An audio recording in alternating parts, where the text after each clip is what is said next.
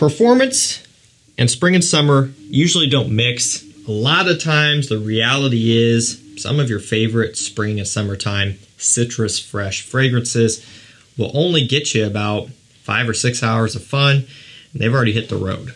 So today we're going to be going over 10 overperforming warm weather fragrances. Not only do these perform really good, but they actually do better than most fragrances in general, and they just so happen to be warm weather appropriate. So these are really going to be ideal for those long summer days. I've said this before, but for me, I like to switch my fragrance up sometimes. So a poor performing fragrance can actually be kind of a blessing. I could wake up in the morning, have my coffee, apply a nice, refreshing, uplifting fragrance, and who knows, maybe by noon it'll be already almost out. I could switch over to something to get me through the rest of the day into the evening. But if you've got a long haul, you don't have time for all that nonsense, and you just want a hard-hitting, strong-performing summer fragrance to get you through the entire day, these are going to be for you. All designers. I will link them down below to discounters so you can pick them up at a price below retail. Nice mixture here of some cheapies, some more expensive ones, that sort of thing. But we have a nice variety. And we also have, more youthful and playful ones, and also more upscale and mature ones as well. So there's going to be a little bit of everything for everybody. We're going to start it off with Acqua Di Gio Absolu. C notes, woods, bergamot, and tonka are some of the main notes. So this is kind of basically their take on just a super modern, kind of sweet aquatic, right? Acqua Di Gio, the line is very expansive now. They did discontinue a few, but in production currently, we have, of course, the original. We have the new EDP. We have Profondo. Profondo Lights, unless it's a limited edition, but you can still get it. Profumo, at least as far as we know, Profumo. I don't know what else. Absolute Instinct, although that might be a limited edition. The point is they've covered a lot of bases. Essenza is one that they did drop off. But when you take a look at all of those, Absolu kind of is a lot different, right? It's not playing so much on the original DNA as it's more giving off the sweet, aquatic, youthful, fun, and trendy modernized smell, which is definitely going to appeal to the younger crowd, both the wearers and also the people around them. It's going to be a big compliment getter for young guys out there, and it works great. Strong performer, has great quality because it does fit in that, iconic Acqua Di Gio line from a huge designer brand. It's an eau de parfum. It gets the job done, and while it may be easy to hate on, I like it a lot. Next up, we have Rasasi Hawas. I got to make sure I do that right away so you don't see my face through the bottle and have it distorted, because that's never fun for you guys, so we will prevent that from happening. We have watery notes, ambergris, plum, and bergamot. Very fruity. I believe there's apple as well. So this is the pioneer of the very popular Invictus Aqua smell, the 2016, which is one of my favorite summer fragrances of all time. They discontinued that one, released it 2018. Not nearly as good. For me, though, this Rasasi kind of really takes place of Invictus Aqua 2016. I do have backup bottles. It pains me each time I spray them, though, because I know that I will never get that spray back. I do enjoy them. I do wear them throughout summertime. After all, I did buy them to enjoy them at some point, but they won't last a lifetime. And so for me, it's nice to be able to fall back on Rasasi Hawas because it's very, very similar. In some instances, it has some better qualities about it where I prefer it over the Invictus Aqua 2016. And what's nice is this one will oftentimes pop up on Fragrance Buy for about $40 for 100 ml, making this one of the best summer pickups for the price. Not afraid to say it. I will say it right now, and I will say it again. Best summer pickups for the price. $40, 100 ml, might be like 44. But the performance on this one is monstrous, out of this world. It really gives Invictus Aqua 2016 a run for its money, and that's saying something because Invictus Aqua 2016 is incredibly strong. This one, it does it so well. I cannot wait to wear this one this summer. I am going to beat the crap out of this bottle. Like, you can see how much is in there right now. Take a look at that. And I will check back with you at the end of summertime. It's going to be lower than that. It won't be running low. I have a lot of other things I need to wear and test new things all the time as well. But you best believe I am getting my use out of this stuff. I love this fragrance. All right, next up, Armaf Milestone right now. Now, this one has a very similar comparison to Creed Silver Mountain Water. It's very similar. It's an obvious, oblivious, right out in the open, straight up cologne. So they're not trying to hide it here. Bergamot, blackcurrant, musk, and ambroxan are some of the main notes. So it has the Silver Mountain Water smell. You'll notice there isn't any tea note in here. It kind of has this violet leaf smell, which is substituting for the green tea. I love this DNA though. Smells amazing. This one also has less of an inky smell. Ink, I-N-K, ink smell that Silver Mountain Water has. And that's kind of a love or hate thing. I've seen people on both sides. Either they hate that or they love it. For me, I kind of like it. It gives it character, but I can understand why not everyone likes that about Silver Mountain Water. And when you're paying the price for it, you want to be able to love it. So you can get this one here, which doesn't really have that type of smell, and it's also much more affordable. I don't know what it's going for now, $40, $50, could be wrong on that, maybe even less, I don't know. But it's still a fraction of the price of the Creed, and it's very well done. From opening to dry down, the performance is also very, very good. I'll go ahead and spray this one. Got nothing to lose. I mean, this DNA is beautiful. I love it. If you want to smell unique this summer and still have a great performer, check out Armaf Sillage. Love it. So we're going to go over to a expensive fragrance now. I'm not going to classify it as niche because it's from a designer brand, but do understand it is expensive.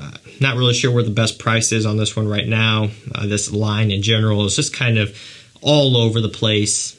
Out of stock, in stock, but expensive, out of stock, all over. You know, you got to do your homework to try to track these down a lot of times. From Tom Ford, the private blend, it is bitter peach. Peach, blood orange, and rum are some of the main notes. There's a cognac note in here as well, which is very cool. First of all, take a look at the bottle. I love it. Looks super cool. I don't know, you can kind of see the juice level inside a little bit if you have a bright light up to it, but kind of has an opaque center there. Looks super cool, but the scent itself, oh, it's amazing. It's all about the peach. It's juicy, it's vibrant. You get a little bit of a rum boozy accord, and this stuff smells amazing. Now, this one, for some of you, may be more springtime appropriate, and I did list that in the title, spring and summer. These can kind of go both ways, some in one direction more than the other. This one probably more so spring because of that sweetness that it has. But you could also wear it on a hot summer day. It'll open up, it'll get even more sweet, but maybe you're into that sort of thing. The point is, it's a strong performer, especially when you get said heat on it. If it's a warm spring day, if it's a hot summer day, that heat really helps this one to open up, develop, kind of shows its true color, so to speak.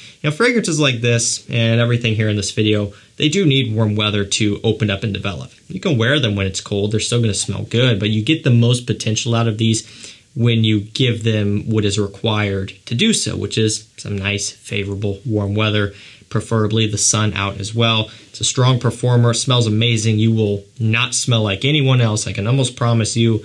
And honestly, it's a very nice scent. It's actually one of my more favorite private blends, and it's very wearable too, which is nice. Some of the others from the line can be a bit tougher to pull off, but not this one. So I would be doing a disservice if I did not include this fragrance here up next. Love this scent.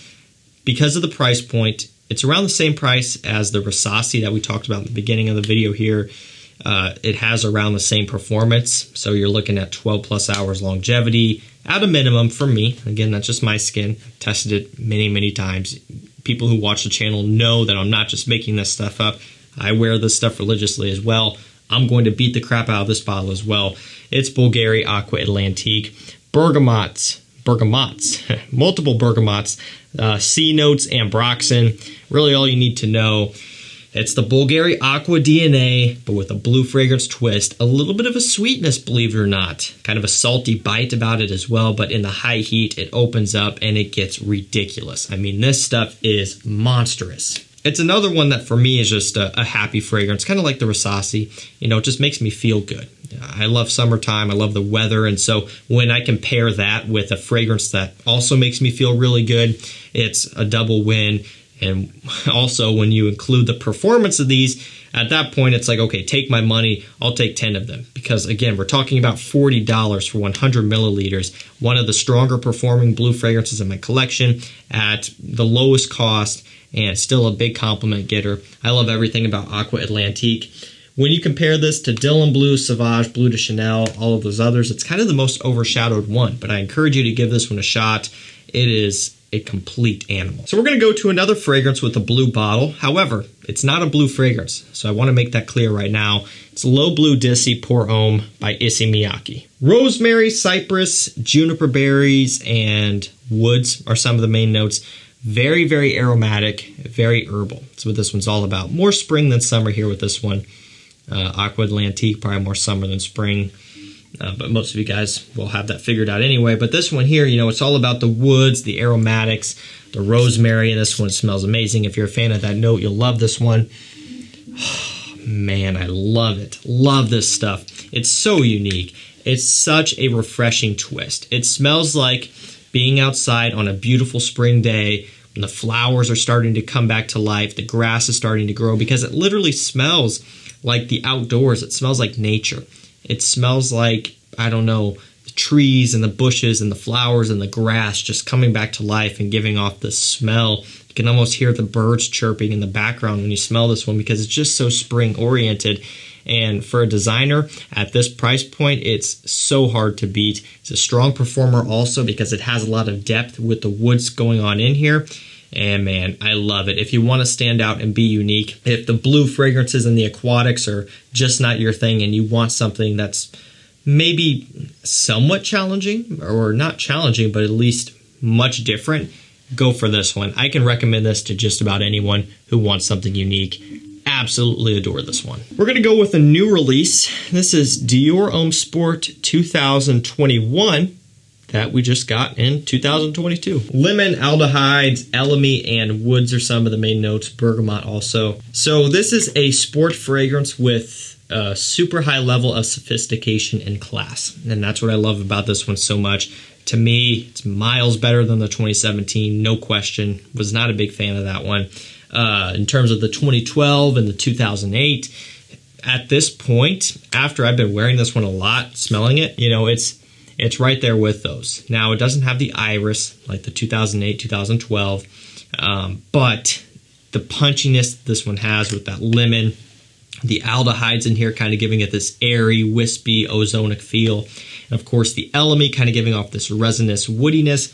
It smells so sophisticated, so classy, so expensive, so refined.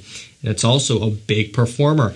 Now, in terms of spring, summer, for me, probably more spring, although I will be wearing it in summer. Just when I smell this one, it reminds me of spring more because of the woods going on, that sort of thing. That's just me, kind of like the Low Blue Dissy that I was just talking about, but it'll still work great in the summertime. If you want a sporty fragrance with class and you want to smell like a guy who knows what he has going on, check this one out.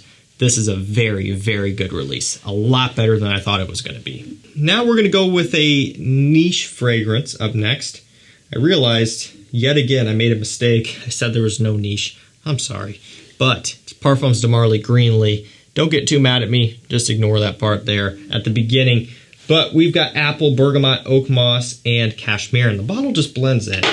It does. Not in a bad way. It's in a good way. I love the look of the bottle, though. It's green. You know, it looks just like the Sedley bottle, but of course a different color. They're playing on the kind of line of Sedley, Greenley, all of that stuff. Now, what's nice about this one is the scent actually matches the bottle. It's a green fragrance. It's green, it's aromatic, oak moss heavy, nice green tart, kind of sweet apple up top. Love how this one smells. My girlfriend loves it as well. I've told this story before. I'll give you a gist alt really quickly here, but got this one in the mail, sprayed it up in the air, and just kind of was doing my own thing. And eventually it made its way over to her. She was on the other side of the room. She's like, "What did you just spray? That smells amazing." I had her check this one out again. I've worn it on my skin a lot here lately, and she loves how this one smells. So you could tell it's going to be a mass pleaser. It's very easy to pull off, and the performance on this one is incredibly strong. Leaves a strong trail, also lasts a very long time.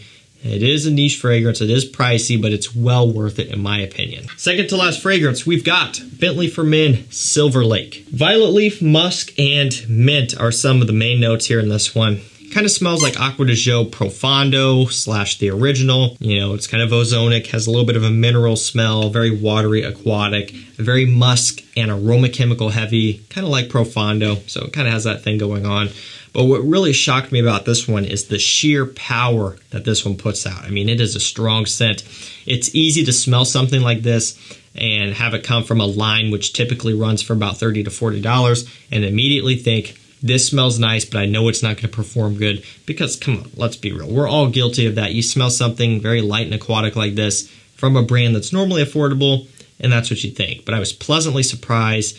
It goes strong, it lasts a long time, projects good, smells amazing in the summer heat. And last up for this video, we have Davidoff Run Wild. Ginger, lavender, and fir resin are some of the main notes.